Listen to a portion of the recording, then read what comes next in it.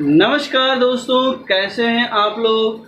आज हम लोग इस वीडियो में chapter 5 principles of inheritance and variation से रिलेटेड एक बेहद इम्पोर्टेंट टॉपिक के बारे में पढ़ने वाले हैं, जिसका नाम है inheritance of one gene. Okay, तो हम लोग जो है नेक्स्ट वीडियो में क्या करेंगे कि इनहेरिटेंस ऑफ टू जीन्स के बारे में पढ़ेंगे, बट आज हम लोग जो है क्या पढ़ने वाले हैं, इनहेरिटेंस ऑफ वन जीन।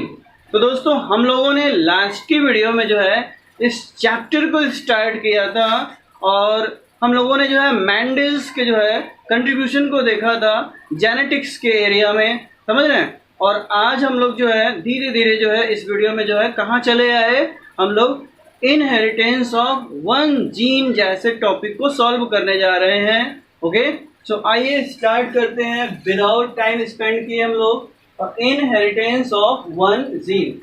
तो दोस्तों, inheritance of one gene, inheritance of two genes. Okay, तो दोस्तों आप लोग जीन्स तो जानते होंगे, जीन्स क्या होते हैं। अगर नहीं भी जानते हैं तो हम लोग जो है इसको जो है इसी टॉपिक के दौरान जो है हम लोग इसको सॉल्व कर लेंगे कि जीन्स क्या होते हैं। और भी बहुत सारे टर्म्स हैं जिनको हम लोगों को जानना चाहिए, जैसे कि जीन्स के बाद एलील्स किसे कहते हैं, फिर होमोजाइगस या हेटेरोजाइगस क्या होता है, डोमिनेंट क्या होता है, रिसेसिव क्या होता है। देन जो है हम लोग ये भी देखेंगे कि फिनोटाइप क्या होता है, जीनोटाइप क्या होता है, बैक क्रॉस क्या होता है, टेस्ट क्रॉस क्या होता है, मोनो हाइब्रिड क्रॉस क्या होता है, डाई हाइब्रिड क्रॉस क्या होता है।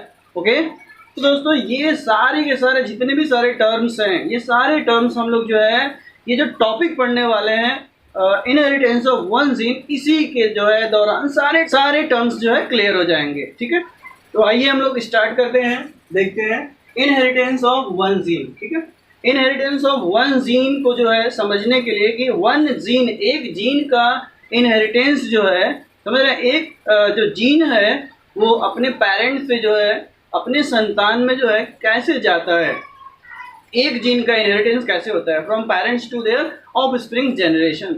इसके लिए मेंडल ने क्या किया था, इसके लिए मेंडल ने जो है दोस्तों क्या किया था कि टॉल प्लांट, पाइसम सटाइवम के जो है टॉल प्लांट एंड डोर्फ प्लांट, समझ रहे हैं, एक जो है लंबाई वाली हाइट थी प्लांट की और एक क्या थी, छोटे कद वाली हाइट थी, दोनों का जो है आपस में क्रॉस करा दिए मेंडल। और क्रॉस जब कराए, ओके, देन उन्होंने नेक्स्ट जनरेशन कौन सी हो जाएगी, अब नेक्स्ट जनरेशन जो आएगी वो किसकी होगी, वो होगी ऑफ स्प्रिंग्स की होगी, समझ रहे हैं। जो प्रोजनी की जनरेशन आएगी, तो प्रोजनी की जनरेशन जो है इसको हम लोग जो है filial 1 generation, filial 2 generation, filial 3 generation में डिवाइड कर लेंगे। तो ये जो क्रॉस कराए हैं हम लोग जो है टॉल प्लांट का विद डोर प्लांट, ये पेरेंट जनरेशन हो गया। अभी इसके क्रॉस के रिजल्ट में जो नए प्लांट्स आने वाले हैं वो ऑफ स्प्रिंग जनरेशन कहलाएंगे। तो पहला ऑफ स्प्रिंग जनरेशन F1 हो जाएगा, दूसरा F2 हो जाएगा, तीसरा F3 हो जाएगा, इस तरह से ये आगे बढ़ जाएगा। तो F1 जनरेशन में after crossing between tall plant and dwarf plant, Mendel ने कलेक्ट किया सीड्स को, F1 जनरेशन से सीड्स को कलेक्ट किया, उन्होंने सीड्स को सो किया, उन्होंने सीड्स को जो है लगाया, और जब सीड्स जो है जर्मिनेट किए देन प्लांट्स आए। तो कैसे प्लांट्स आए F1 जनरेशन में, F1 जनरेशन में जो है वो सारे के सारे जो है टॉल प्लांट्स आए। कैसे आए, सभी के सभी टॉल प्लांट्स आ गए, समझ रहे हैं। तो इस तरह से जो है मेंडल ने यहाँ पे बताया कि F1 जनरेशन में जो प्लांट्स आ रहे हैं, ठीक है, वो अलग नहीं हैं, क्योंकि F1 जनरेशन में टॉल प्लांट्स आ रहे हैं। तो F1 जनरेशन का जो टॉल प्लांट का जो कैरेक्टर है, टॉलनेस का जो कैरेक्टर है, वो अपने पेरेंट जनरेशन से किसी एक पेरेंट पे जरूर मैच कर रहा है। ठीक है, तो टॉल वाले से मैच कर रहा है, तो नया कॉम्बिनेशन जो F1 जनरेशन में नहीं आया। ठीक है, तो आगे F1 जनरेशन के जो प्लांट्स हैं, ठीक है, उनको आपस में जो है मेंडल ने क्या करा दिया, सेल्फ क्रॉस्ड करा दिया, आपस में उन्हीं का क्रॉस करा दिया, समझ रहे हैं। Then F2 generation, next generation क्या हो जाएगी, F2 जनरेशन। और F2 जनरेशन में जो है मेंडल जो है जो भी प्लांट्स जो है उनको मिला, उसको देख करके जो है मेंडल सरप्राइज्ड हो गए, आश्चर्यचकित हो गए, क्योंकि F2 जनरेशन में जो है उनको वो प्लांट मिल गया जो F1 जनरेशन में नहीं दिखाई दिया था। एक्चुअल में कुछ नया नहीं था, समझ रहे हैं, बट F1 जनरेशन में वो नहीं था। तो उनको क्या क्या मिला, तो मैंडल को जो है F2 जनरेशन में जो है 1/4 जो है डॉर्फ प्लांट मिल गया। जी हाँ, ये डॉर्फ प्लांट जो है F1 जनरेशन में नहीं दिखाई दिया था, तो F2 जनरेशन में ये फिर से दिखाई दे दिया। ठीक है, भले रेशियो कम है इसका, समझ रहे हैं, 25% ही है, 1/4 मतलब क्या हो गया 25%। और इनको जो है 3/4 जो है टॉल प्लांट दिखाई दिए 75%। ओके, तो दोस्तों जो मैंडल है इस तरह से जो है उन्होंने जो है कुछ कंक्लूजन दिया, कुछ रिजल्ट दिया, समझ रहे हैं। क्योंकि F1 जनरेशन में ये जो डॉर्फ प्लांट का जो कैरेक्टर है F1 जनरेशन में वो जो है नहीं दिखाई दिया, समझ रहे हैं। वो जो है फिर से जो है F2 जनरेशन में जो है यहाँ फिर से जो है दिखाई दिया। तो इस तरह से जो है इन्होंने जो है कुछ कॉन्सेप्ट निकाला, कुछ रिजल्ट निकाला, इसको हम लोग देखते हैं। और इसको हम लोग देखते हैं नोट नंबर 1 में। The tall and dwarf traits were identical to their parents and they did not show any blending, समझ रहे हैं। तो कह रहा है कि जो टॉल और डॉर्फ जो ट्रेट्स हैं वो आइडेंटिकल थे, समझ रहे हैं। जो F1 जनरेशन में टॉल जो ट्रेट्स आया, ठीक है, वो आइडेंटिकल था किसके, अपने पेरेंट के, टॉल पेरेंट के। इस तरह से F2 जनरेशन में जो भी आपके जो है जो भी ट्रेट्स आए, चाहे टॉल वाले ट्रेट्स आए या एक जो है ये डॉर्फ वाला ट्रेट्स भी आया, समझ रहे हैं। तो ये भी आइडेंटिकल्स थे पेरेंट्स के, क्योंकि टॉल वाले तो टॉल के आइडेंटिकल हो गए, ये डॉर्फ वाला भी तो हो गया, डॉर्फ का जो है इसका जो है आइडेंटिकल हो गया, समझ रहे हैं। इस तरह से F2 जनरेशन में कोई ब्लेंडिंग नहीं आई, मतलब कि कोई नई हाइट वाला जो है प्लांट नहीं आया, समझ रहे हैं। F2 जनरेशन में भी जो है वही एक जो है ऊंचे कद का, एक टॉल हाइट वाला, एक डॉर्फ हाइट वाला जो है प्लांट मिला। मतलब कि कोई नई हाइट का मतलब हो सकता है कि टॉल और डॉर्फ के बीच वाला हाइट हो, ऐसा कुछ भी नहीं हुआ ना। तो दोस्तों अब हम लोग आगे बढ़ने वाले हैं, और इस तरह से जो मैंडल ने जो है अपना जो एक्सपेरिमेंट किया, हाइब्रिडाइजेशन एक्सपेरिमेंट, उसके आधार पे जो है उन्होंने कुछ थॉट प्रपोज किया। क्या किया, जैसे कि based on the observation Mendel proposed that something was being stably passed down unchanged from parents to the offspring through the gametes। तो इस एक्सपेरिमेंट की हेल्प से जो है मेंडल ने क्या बताया कि कुछ जो है जो कि बिना बदले अनचेंज्ड पेरेंट्स से जो है ऑफस्प्रिंग्स को चला जाता है, ठीक है। तो जो है जो बिना चेंज हुए जो है पेरेंट्स टू देयर ऑफस्प्रिंग्स जाता है, उसी को मेंडल ने क्या नाम दिया, उसी को मेंडल ने कहा कि ये फैक्टर्स है। उसने बताया कि फैक्टर्स जो होते हैं वो पेरेंट्स से जो है उनके ऑफस्प्रिंग्स को चले जाते हैं विदाउट चेंजिंग, बिना अपने में बदलाव किए, जो जस के तस जाते हैं, जैसे पेरेंट्स में होते हैं सेम उसी तरह जो है वो उनके ऑफस्प्रिंग्स को भी चले जाते हैं, ठीक है। तो इसी को जो है मेंडल ने क्या कहा, फैक्टर्स कहा, समझ रहे हैं। तो ये फैक्टर्स तो मेंडल ने नाम रखा, बट आज हम लोग इन्हीं फैक्टर्स को जो है किसके नाम से जानते हैं, जीन्स के नाम से जानते हैं दोस्तों, जीन्स। जी हाँ, अभी आप लोगों को समझ में आ गया होगा कि मेंडल ने सही बताया था कि कुछ ऐसी चीजें हैं जो बिना बदले जो है पेरेंट्स टू देयर ऑफस्प्रिंग्स जाती हैं, तो मेंडल ने उनका नाम क्या रखा, फैक्टर्स रखा। बट आज हम लोग क्या बुलाते हैं, उसको जीन्स बुलाते हैं, ओके। तो दोस्तों इन्हीं फैक्टर्स को हम लोग क्या कहते हैं, nowadays we can call them genes. इन्हीं को हम लोग क्या कहते हैं, जीन्स कहते हैं, ठीक है। तो जीन्स जैसा टर्म्स हम लोगों का क्लियर हो गया, इसको और ज्यादा क्लियर करते हैं, आइए। Genes are the units of inheritance. जो जीन्स होते हैं वो इनहेरिटेंस के यूनिट्स होते हैं, समझ रहे हैं। जीन्स के कारण ही जो है जो कैरेक्टर्स होते हैं पेरेंट्स से जो है उनके ऑफ स्प्रिंग्स में जाते हैं, माता पिता से, ठीक है। जो कैरेक्टर्स होते हैं जेनेटिक कैरेक्टर्स वो उनके संतानों में जाते हैं, किसकी हेल्प से जाते हैं, जीन्स की हेल्प से जाते हैं, समझ रहे हैं। जीन्स ही जो है बेसिक यूनिट था इस फंक्शन के लिए। आइए नेक्स्ट टर्म क्लियर करते हैं हम लोग, जो है एलील्स क्या होता है। तो jeans which code for a pair of contrasting traits are called alleles.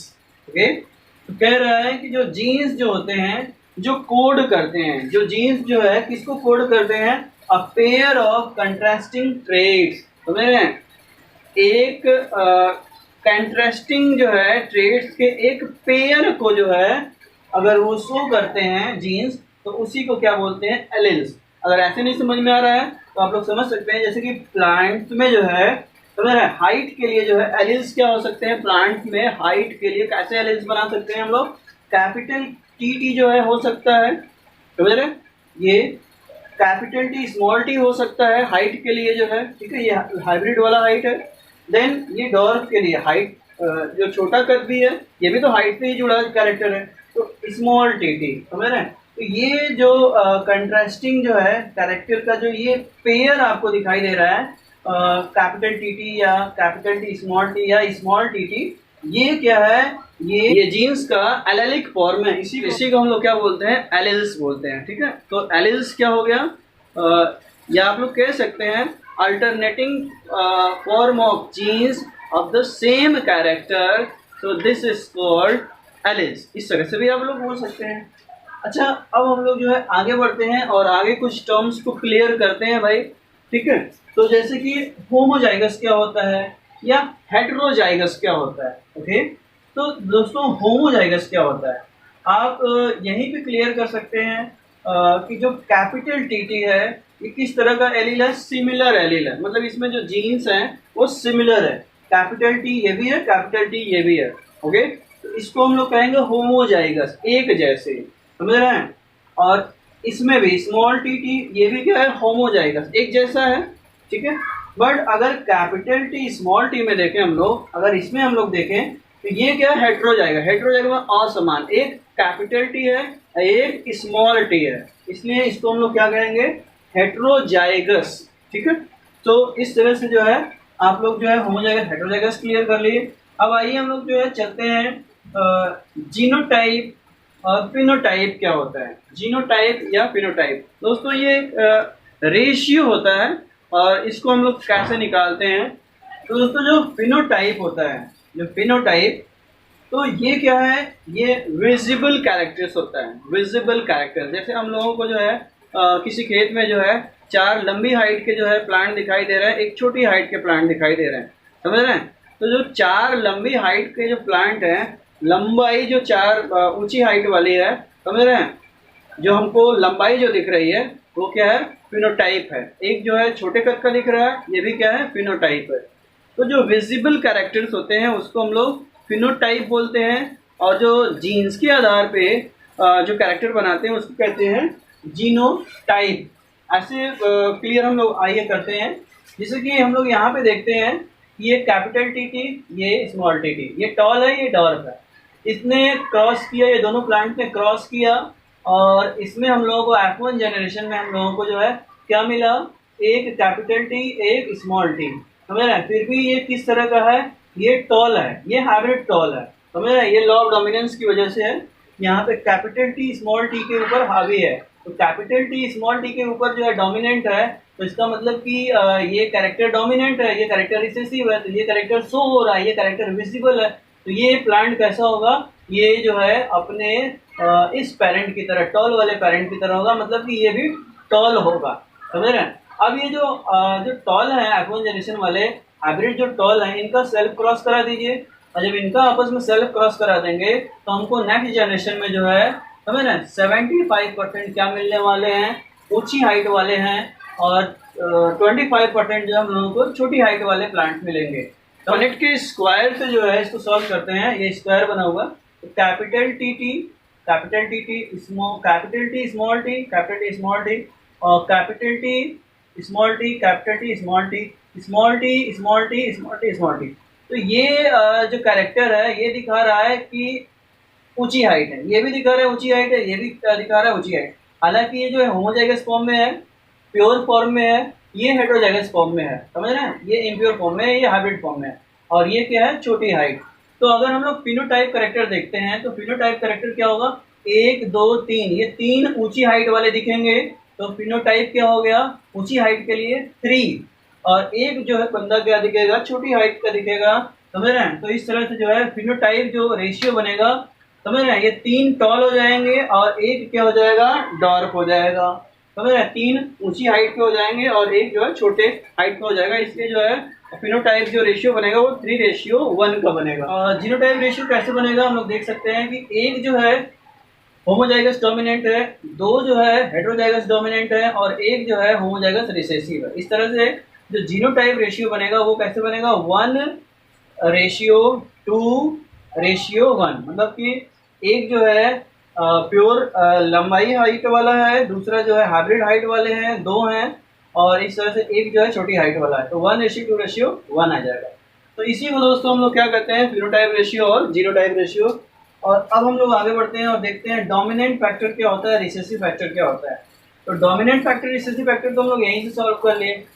जब 2 विपरीत हाइट वाले, एक टॉल और एक डॉर्फ हाइट वाले जो है आपस में मिलते हैं, समझ रहे हैं, तो जनरेशन में, नेक्स्ट जनरेशन में जो कैरेक्टर दिखेगा, जो कैरेक्टर शो अप होगा वो डोमिनेंट है, जो नहीं दिखेगा वो रिसेसिव है, समझ रहे हैं।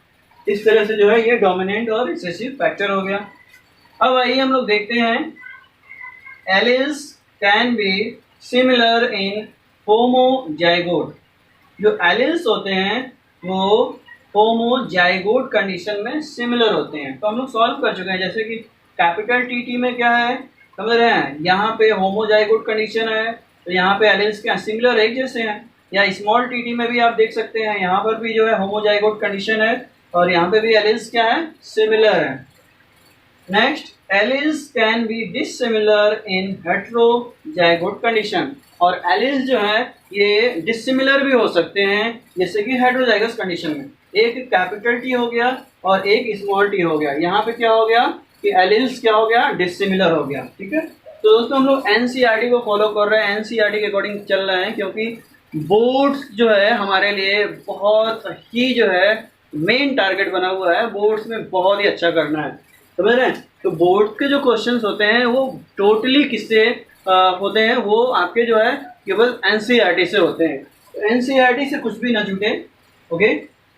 आइए अब हम लोग देखते हैं कि मोनो हाइब्रिड क्रॉस और डाई हाइब्रिड क्रॉस क्या होता है, किसे कहते हैं मोनो हाइब्रिड क्रॉस और किसे कहते हैं डाई हाइब्रिड क्रॉस। तो आइए देखते हैं मोनो हाइब्रिड क्रॉस में। मोनो हाइब्रिड क्रॉस को स्टार्ट करते हैं, only one allele capital T या small T from parent to gametes. मतलब कि जब पेरेंट से, समझ रहे हैं, जब पेरेंट से केवल एक एलील, केवल एक सिंगल एलील जब गैमेट्स बनाने के लिए जाता है, इस तरह का जो क्रॉस होता है वो क्या कहलाता है, मोनो हाइब्रिड क्रॉस। और जब पेरेंट से जो है 2 एलील्स, समझ रहे हैं, जब पेरेंट से 2 विपरीत लक्षण वाले, 2 अलग अलग लक्षण वाले जो एलील हैं, जब वो जाते हैं एक गैमेट्स के फॉर्मेशन में, तब जो है वो डाई हाइब्रिड क्रॉस कहलाता है। हम लोग इसको सॉल्व करेंगे डाई हाइब्रिड क्रॉस को और भी बड़े लेवल पे जाकर के, बट अभी जो है हम लोग जो है मोनो हाइब्रिड क्रॉस पे रुके रहते हैं। जैसे कि हम लोग देख सकते हैं कि ये टॉल पेरेंट है, ये डॉर्फ पेरेंट है, समझ रहे हैं। अभी इस F1 जनरेशन में, ऑफस्प्रिंग जनरेशन में जो है एक एलील यहाँ से आया और एक एलील जो है यहाँ से आया, यहाँ पे, ठीक है। तो एक एलील एक पेरेंट से आया, दूसरा एलील जो है दूसरे पेरेंट से आया। तो इस जनरेशन में जो है F1 जनरेशन में, ऑफस्प्रिंग जनरेशन में केवल एक ही एलील आ रहा है एक पेरेंट से। यहाँ से भी एक एलील आया और जो है यहाँ से भी एक एलील आया। तो ऐसा क्रॉस क्या है, ऐसा क्रॉस मोनो हाइब्रिड क्रॉस होता है, समझ रहे हैं। तो इस तरह से जो है ये हो गया मोनो हाइब्रिड क्रॉस। इसको हम लोग सिंपली ऐसे भी कह सकते हैं कि जब सेम स्पीसीज के 2 प्लांट के बीच में क्रॉस कराते हैं और केवल एक कैरेक्टर को ध्यान में रखते हैं, समझ रहे हैं, तो ऐसे क्रॉस को हम लोग क्या कहते हैं, मोनो हाइब्रिड क्रॉस। इसमें एक सिंगल एलील जो है एक पेरेंट से गैमेट्स बनाने में भाग लेता है। आइए हम लोग आगे बढ़ते हैं।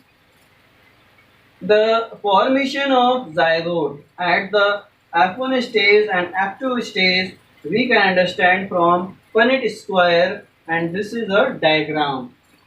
So जब पेरेंट से जो है एलील्स बनेंगे, एलील्स से जो है गैमेट्स बनेंगे और गैमेट्स आपस में फ्यूज कर जाते हैं, देन क्या बनने वाला है, F1 पीढ़ी का जो है जाइगोट बनेगा। तो जाइगोट, समझ रहे हैं, तो जाइगोट कैसे बनता है, जाइगोट का क्या जीनोटाइप हो सकता है, इसको जो है F1 स्टेज पे या F2 स्टेज पे हम लोग जो है पनेट स्क्वायर के मदद से जो है जान सकते हैं।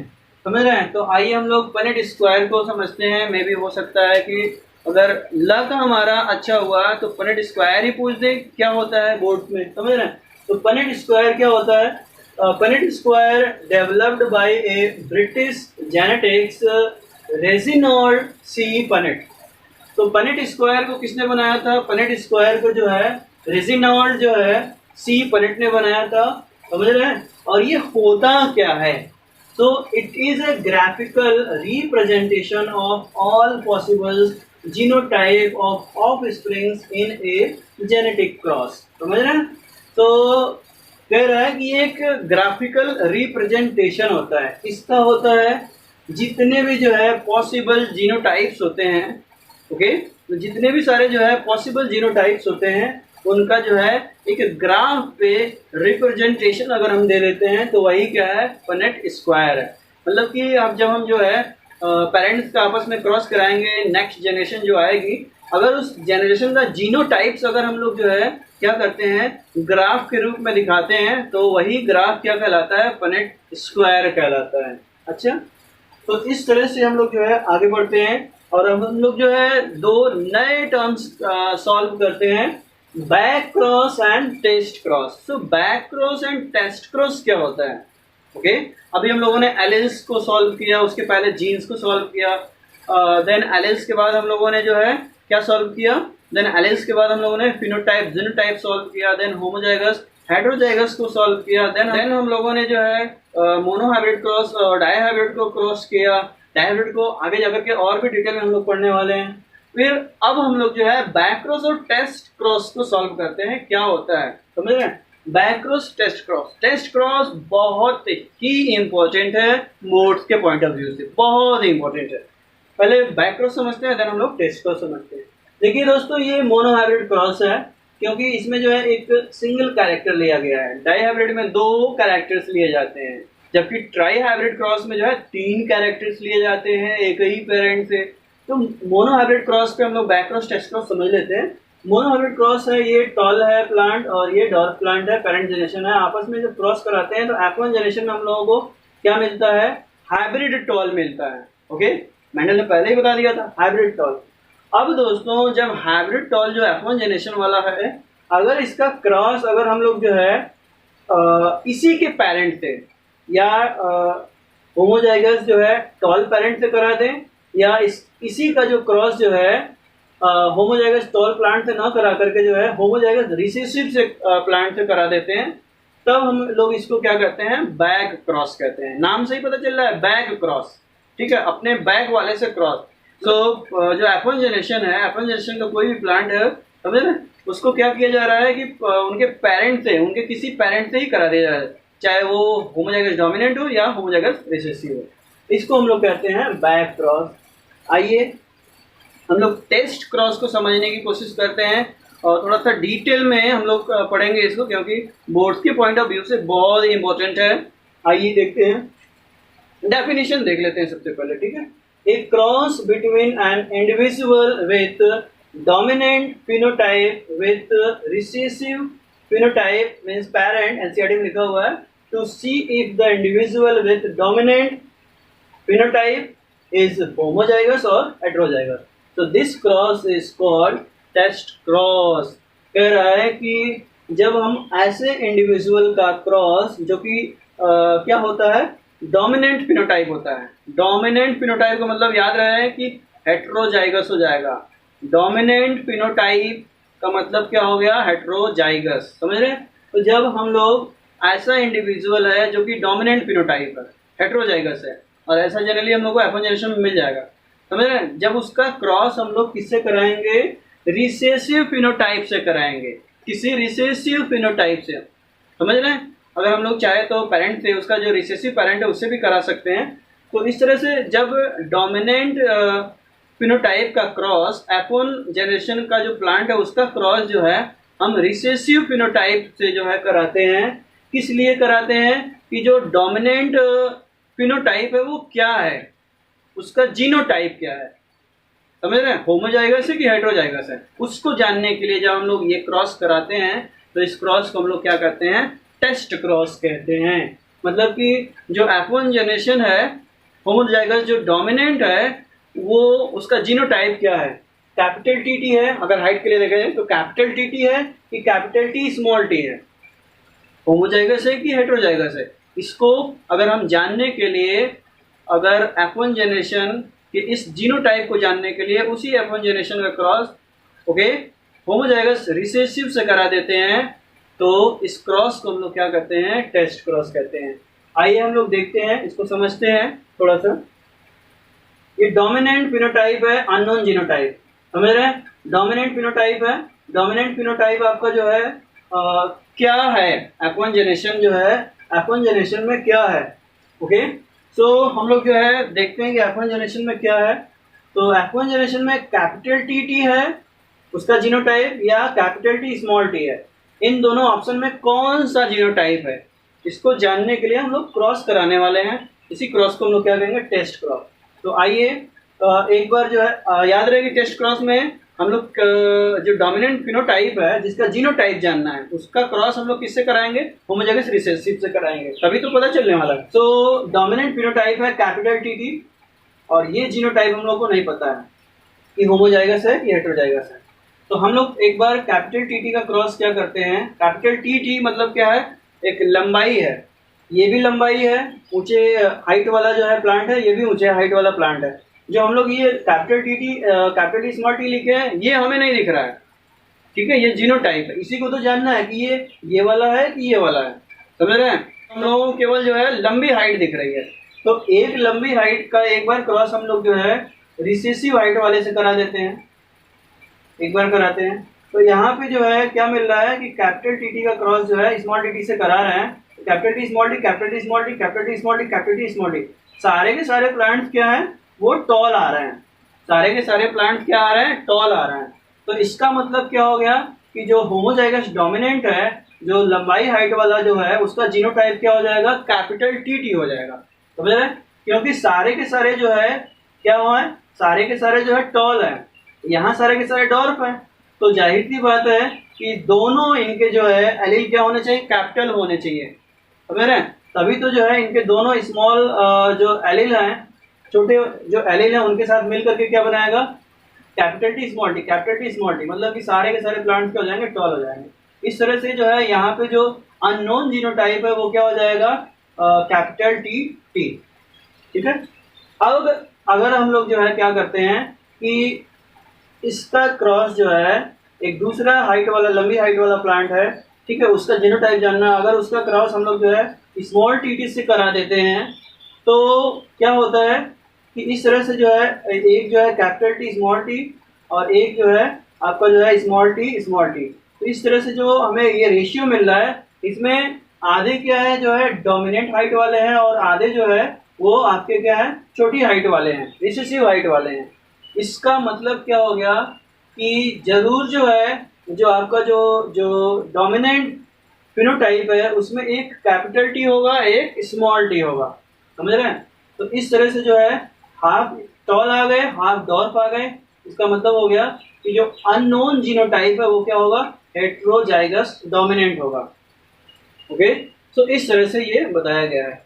अब हम लोग आगे बढ़ते हैं और जो है मेंडल्स के जो है लॉज ऑफ इनहेरिटेंस को सॉल्व करते हैं। मेंडल्स के जो है लॉज ऑफ इनहेरिटेंस हम लोगों को 3 लॉज पढ़ने हैं, एक है लॉ ऑफ डोमिनेंस, दूसरा है लॉ ऑफ सेग्रीगेशन, तीसरा है law of independent assortment. Okay, तो law of dominance, law of segregation, इसको हम लोग जो है इनहेरिटेंस ऑफ 1 जीन में पढ़ लेते हैं, और जब हम लोग जो है इनहेरिटेंस ऑफ 2 जीन्स में चलेंगे तो वहाँ पे हम लोग जो है मेंडल का जो थर्ड लॉ है इनहेरिटेंस ऑफ इंडिपेंडेंट असॉर्टमेंट उसको पढ़ लेंगे। तो अब हम लोग जो है पढ़ने वाले हैं laws of inheritance of Mendel के जो है इनहेरिटेंस के 3 लॉ। तो पहला लॉ है लॉ ऑफ डोमिनेंस, दूसरा लॉ है लॉ ऑफ सेग्रीगेशन। तो सबसे पहले स्टार्ट करते हैं लॉ ऑफ डोमिनेंस से। लॉ ऑफ डोमिनेंस क्या है, लॉ ऑफ डोमिनेंस है पहला, इसमें जो है बताया गया है कि कैरेक्टर्स कंट्रोल्ड बाय फैक्टर्स, समझ रहे हैं। ये एनसीईआरटी के हैं, बोर्ड में अच्छा नंबर पाना है तो कोशिश करिए कि एनसीईआरटी के जो है लैंग्वेज को लिखिए, एनसीईआरटी की लाइंस को लिखिए, ठीक है, खुद की लाइन बनाने से बेहतर है बोर्ड में अच्छा मार्क्स पाना है तो एनसीईआरटी की ही लाइन को उतार दीजिए, ताकि किसी भी तरीके से जो है आपके एग्जामिनर्स जो है वो नंबर काट ना पाए। तो लॉ ऑफ डोमिनेंस में आपको फर्स्ट जो है लाइन लिखनी है, characters controlled by factors. Mendel ने क्या बताया कि जो कैरेक्टर्स होते हैं जो पीढ़ी दर पीढ़ी चलते हैं फ्रॉम पेरेंट्स टू ऑफस्प्रिंग्स, वो कैसे कंट्रोल होते हैं? फैक्टर्स के द्वारा। जी हाँ, फैक्टर्स, जिसको आज हम लोग जीन्स कहते हैं। ओके, नेक्स्ट है कि फैक्टर्स मतलब कि जीन्स अगर इन पेयर, जो जीन्स होते हैं, जो फैक्टर्स होते हैं वो पेयर में होते हैं, देन हम लोग उसको एलएलवी बोलते हैं। आगे बढ़ते हैं, इन डिसिमिलर पेयर ऑफ फैक्टर्स, अगर फैक्टर्स का जो एक पेयर जो है डिसिमिलर है, देन उसमें क्या होगा, उस पेयर में एक मेंबर क्या होगा, डोमिनेंट होगा, दूसरा मेंबर रिसेसिव होगा। जी हाँ, जैसे कि हम लोग ऐसे कर सकते हैं कि एक कैपिटल एक स्मॉल टी, ये डिसिमिलर है, ये डिसिमिलर पेयर है, ठीक है, फैक्टर का। तो इसमें क्या हो गया, एक जो है कैपिटल हो गया, एक स्मॉल हो गया, एक जो है डोमिनेंट हो गया, एक रिसेसिव हो गया। तो यही तीन कॉन्सेप्ट आपको लोगों को जो है लिखने हैं इसमें, लॉ ऑफ डोमिनेंस में। सो इस तरह से हम लोग जो है इसको डायग्राम से समझ लेते हैं। यहाँ पे जो है टॉल हाइट वाला प्लांट है, यहाँ डॉर्फ हाइट वाला प्लांट है, ये पेरेंट जनरेशन है, इनका आपस में क्रॉस कराते हैं तो F1 जनरेशन में हम लोगों को क्या मिलता है, F1 जनरेशन में हम लोगों को जो है हाइब्रिड टॉल मिल जाता है। तो यहाँ पे क्या हो रहा है कि मतलब हाइब्रिड टॉल या टॉल ही दिखते हैं हमको, सारे प्लांट टॉल दिखते हैं F1 जनरेशन में। तो यहाँ पे हम लोग को क्या दिख रहा है कि एक जो जीन है या एलील है वो डोमिनेंट पेरेंट का आया हुआ है, एक जो है रिसेसिव पेरेंट का आया हुआ है।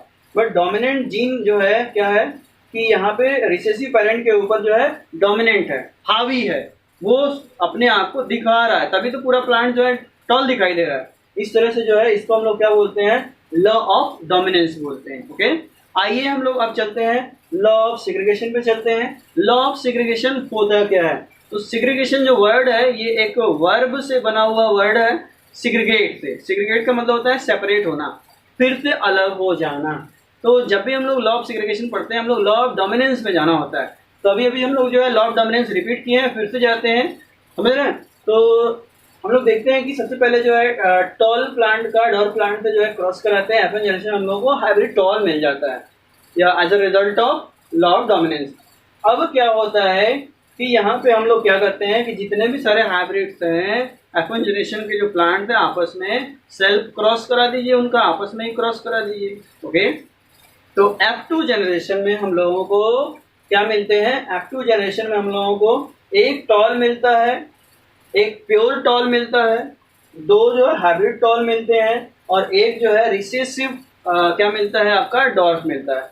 मतलब कि यहाँ पे जो है जो कैरेक्टर्स जो है F1 जनरेशन में मिक्सअप हुआ था, कौन सा कैरेक्टर, डॉर्फ वाला। आप देख सकते हैं कि यहाँ पे जो है जो टॉल प्योर टॉल है और यहाँ पे प्योर डॉर्फ है। तो ये दोनों कैरेक्टर्स यहाँ पे मिक्सअप हो चुके हैं F1 जनरेशन में। यहाँ पे एक हाइब्रिड टॉल आ गया, समझ रहे हैं? तो यहाँ पे जब एक हाइब्रिड टॉल आ गया, या कह लीजिए कि जो डॉर्फ वाला कैरेक्टर है वो जो है यहाँ पे मिक्सअप हो गया। ओके, और ये F2 जनरेशन में फिर से अलग हो गया। डॉर्फ जो है आपका जो है प्लांट जो है फिर से F2 जनरेशन में आ गया, फिर से ये जो है F1 जनरेशन में ये मिक्सअप हुआ था, F2 जनरेशन में ये फिर से अलग हो गया, फिर से सेपरेट हो गया, फिर से सिग्रीगेट हो गया। So this is called law of segregation. इसी को हम लोग क्या कहते हैं, लॉ ऑफ सिग्रीगेशन कहते हैं। तो यहाँ पे फिनोटाइपिक रेशियो जीनोटाइपिक रेशियो क्या होगा, आप फटाफट बना सकते हैं। फिनोटाइपिक रेशियो क्या होगा, 3:1, क्योंकि 3 टॉल है। इससे मतलब नहीं है कि कौन जो है प्योर है कौन जो है इम्प्योर है, ठीक है। 3 जो है क्या है, टॉल है आपके, टॉल टॉल टॉल, और एक बंदा क्या है, डॉर्फ। तो ये क्या हो गया, फिनोटाइपिक रेशियो क्या हो गया, जो विजिबल कैरेक्टर के आधार पर बनता है वो 3:1 हो गया। बट जीनोटाइपिक रेशियो क्या बनेगा, एक प्योर टॉल है, दो जो है आपके जो है क्या है, आपके इम्प्योर या हाइब्रिड टॉल है, और एक जो है आपका प्योर डॉर्फ है। तो ये रेशियो क्या बनेगा, 1:2:1। ओके, तो इस तरह से जो है अब हम लोग लास्ट में जो है एक बार और फिर से मोनो हाइब्रिड क्रॉस और डाई हाइब्रिड क्रॉस को फिर से देख लेते हैं।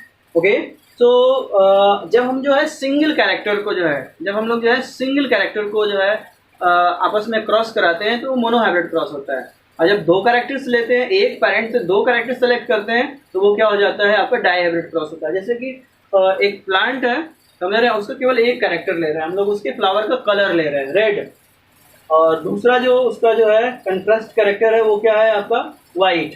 कैरेक्टर तो एक ही है, क्या है, फ्लावर का कलर, कैरेक्टर तो एक ही है। समझ रहे हैं। तो अब हम लोग जो है रेड और व्हाइट वाले को क्रॉस करा रहे हैं, तो ये मोनो हाइब्रिड क्रॉस है, समझ रहे हैं। ये क्या है, मोनो हाइब्रिड क्रॉस। ये किसको फॉलो करेगा, इनहेरिटेंस ऑफ वन जीन। जब एक कैरेक्टर लेंगे तो एक ही जीन जो है वो एक पेरेंट से आने वाला है, ये हो गया मोनो हाइब्रिड क्रॉस। और डाई हाइब्रिड क्रॉस क्या होता है, इसमें हम जो है एक पेरेंट से दो कैरेक्टर सेलेक्ट करते हैं। जैसे कि एक प्लांट है जिसका जो सीड है राउंड है, राउंड के लिए RR एलील हो गया, और उसका सीड का कलर क्या है, येलो है, तो येलो के लिए एलील क्या बनेगा, कैपिटल YY। तो ये दो कैरेक्टर ले लिए, मतलब कि उसके सीड का जो है एक शेप लिया गया और एक कलर लिया गया। इस तरह से जो है जब दो कैरेक्टर्स जो है आपस में जो है ले करके जो है दो प्लांट के बीच में क्रॉस कराते हैं, तो ये क्या कहलाता है, डाई हाइब्रिड क्रॉस। और डाई हाइब्रिड क्रॉस जो है किसको फॉलो करता है, इनहेरिटेंस ऑफ टू जीन्स। जी हाँ, दो कैरेक्टर्स ले रहे हैं तो एक पेरेंट प्लांट से जो है दो जीन्स आने वाले हैं, तो इस तरह से इसको हम लोग क्या बोलते हैं, inheritance of two genes, dihybrid cross में। ओके, तो अब हम लोग जो है दोस्तों नेक्स्ट वीडियो में जो है इनहेरिटेंस ऑफ टू जीन्स के बारे में डिटेल में पढ़ेंगे, और लॉ ऑफ इंडिपेंडेंट असॉर्टमेंट को भी जो है डिटेल में पढ़ेंगे। Okay, so thank you very much.